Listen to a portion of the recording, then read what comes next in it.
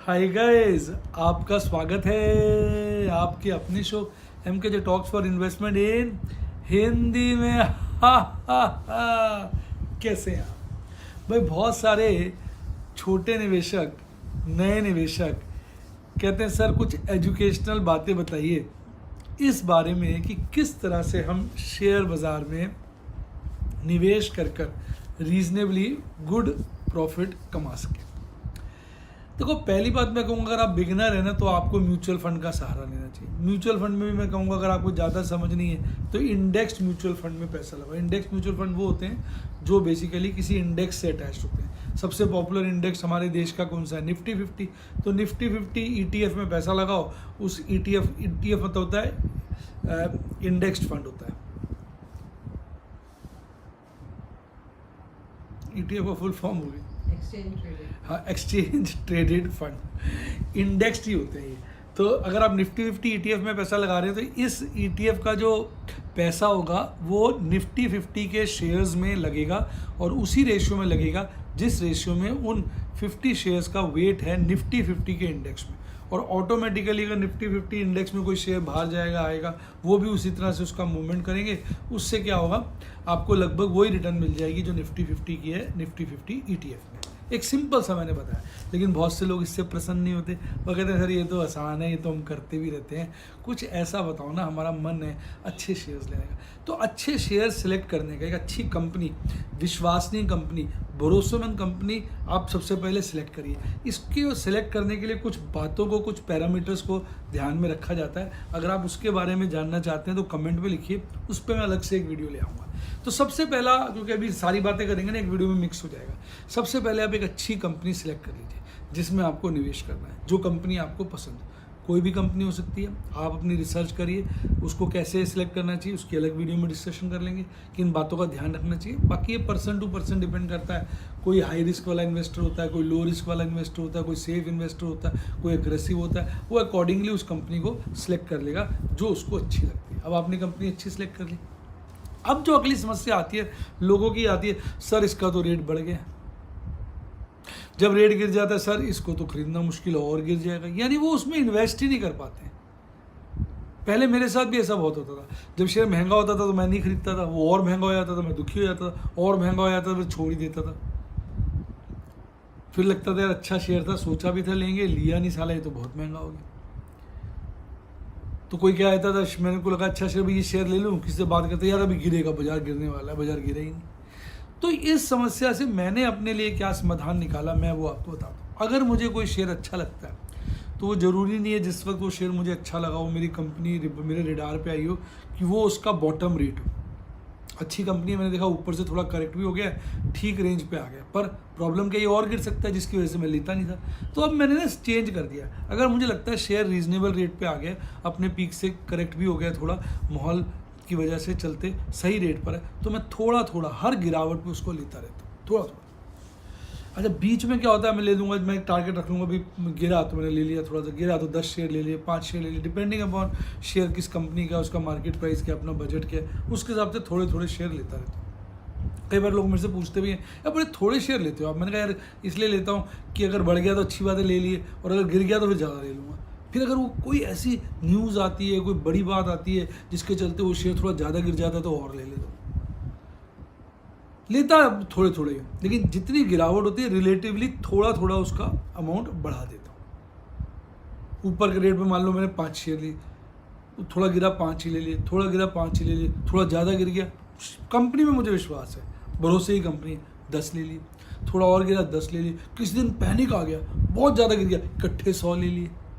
तो इससे क्या होता है कि जब मैं थोड़े थोड़े वो लेता रहता हूँ, और कई बार ऐसा भी होता है कि मैं देखता हूँ शेयर और बढ़ गया, गिरा ही नहीं, बढ़ गया तो मैं नहीं लेता हूँ, पर वहाँ से गिरा, लेकिन जहाँ मैंने पिछली बार लिया तो उससे ऊपर का रेट है, पर वो अपने ऊपर से थोड़ा नीचे आ गया तो मैं थोड़े और ले लेता हूँ। तब मेरे से कई बार लोग पूछते हैं कि आप पहले जब क्यों नहीं लिए थे सारे शेयर। मैं पहले जितने पैसे थे ले लिए, अब उसके बाद वो बढ़ गया तो मुझे क्या पता था बढ़ जाएगा, बढ़ जाता तो सारे पैसे लगा देता। अब मुझे थोड़ी पता बढ़ गया, लेकिन अब बढ़ के फिर बीच में करेक्ट हुआ तो मैंने ले लिए थोड़े से, और गिरेगा तो और ले लूँगा। तो ऐसे करने से क्या होता है कि एटलीस्ट एक अच्छे शेयर में हम बने रहते हैं जिसका फ्यूचर प्रोस्पेक्ट अच्छा होता है, और जब तेज़ी आती है तो हमें अच्छी रिटर्न मिल जाती है। नहीं तो क्या होता है कि हम कई शेयरों में ना एंटर ही नहीं कर पाते, क्योंकि वो क्या होता है अपने पीक से करेक्ट हो जाते हैं, उनमें अभी मोमेंटम होता है, उन्होंने आगे बढ़ना होता है, वो और बढ़ जाते हैं, हम देखते रह जाते हैं, और बढ़ जाते हैं, हम देखते रहते हैं, और बढ़ जाते हैं, हम देखते, बिल्कुल भी हम नहीं ले पाते।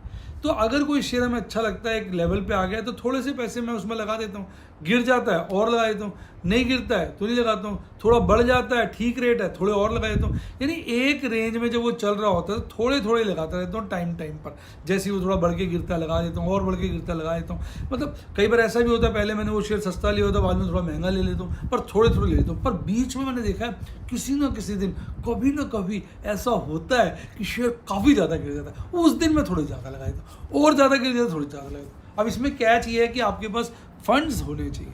अब अगर आप सारे पैसे एक ही बार में लगा दोगे, फिर शेयर बहुत गिर गया तो ले नहीं पाओगे, भाग गया तो अच्छी बात है। पर शेयर में ऐसा नहीं होता, सीधा मूवमेंट बड़ी ऊपर की होती है। जब चढ़ता भी है तो गिर गिर के चढ़ता है, तो चढ़ता है फिर गिरता है तब ले लो, चढ़ता है फिर गिरता है तब ले लो, गिरावट में लेते रहो। किसी ना किसी दिन बीच में कोई पंगा होगा, ज़्यादा गिर जाएगा, उस दिन थोड़ी ज़्यादा ले लो। तो इस तरीके से मैंने अपने आप को समझाया, और अब मैंने ये पाया कि मैं हर तरह की मार्केट में काम करता रहता हूँ, चलता रहता है मामला ठीक ठाक। फिर काफ़ी शेयर हो जाते हैं तो उसकी कॉल बेच देता हूँ, कॉल में नुकसान हो जाता है, शेयर भाग गया, कोई दिक्कत नहीं, शेयर है डिलीवरी दे दूंगा, ओवरऑल तो प्रॉफिट ही होगा।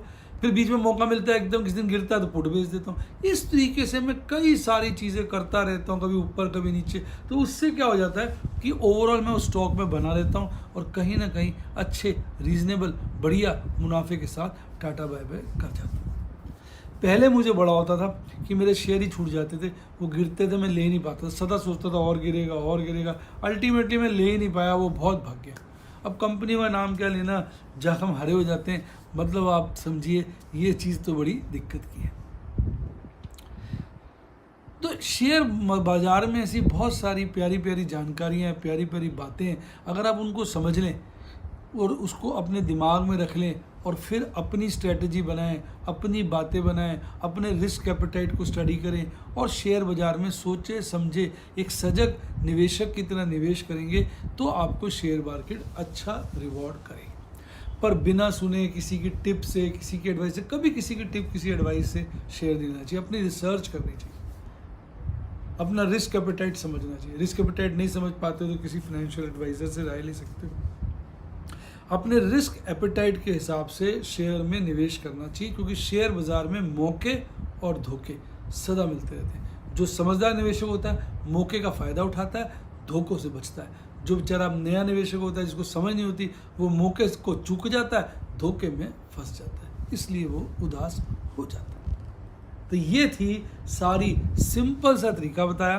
पहला एक बार ये समराइज़ कर दो, अच्छी कंपनी ढूंढो, तसल्ली करो, फिर उसके करंट भाव को देख लो। अगर लगता है वो शेयर बहुत नहीं गर्म है, मतलब ठीक ठाक है, उसको थोड़ा थोड़ा सिप करके अपने हिसाब से लो। बीच में गिरे तब ले लो, थोड़ा बढ़े अच्छा लग रहा है तब भी ले सकते हो, यानी थोड़ी बहुत सिप करते रहो। बीच में जब ज़्यादा गिरे थोड़े ज़्यादा ले लो, बहुत ज़्यादा गिरे थोड़े और ज़्यादा ले लो। इस तरीके से आप देखेंगे आपकी एवरेज कॉस्ट रीजनेबली गुड हो जाएगी, और आपको अच्छा रिटर्न लॉन्ग रन में मिल पाएगा। लेकिन बेटा डिस्क्लेमर दे दूँ, बाबूजी धीरे चलना, राह में जरा संभलना, हाँ बड़े धोखे हैं इस मार्केट में। तो बेटा इस मार्केट में धोखे तो बहुत हैं, इसलिए मैंने बोल दिया। सुनने में आसान है, करने में मुश्किल है। इसके लिए थोड़ी प्रैक्टिस, थोड़ा सब्र, थोड़े लाइव डेमोज वगैरह देखने पड़ते हैं, समझना पड़ता है, स्टडी करनी पड़ती है, स्ट्रेटजीज समझनी पड़ती हैं, टर्म समझनी पड़ती है, रिस्क एपेटाइट समझना पड़ता है। जब आप ये सब चीज़ें करते हैं तो एक सजग और अच्छे निवेशक बन पाते हैं। तो पहले लर्निंग देन अर्निंग, सिंपल सा है। ज़्यादा अर्निंग के पीछे भागोगे तो नुकसान हो जाएगा, फिर लर्निंग ही आएगी हाथ में। और लर्निंग करोगे तो नुकसान नहीं होगा, सीख जाओगे तो अर्निंग ऑटोमेटिकली आ जाएगी आपके पास। तो लर्निंग के साथ अर्निंग का बड़ा भारी कनेक्शन है। कैसा लगा? तो ये था आज का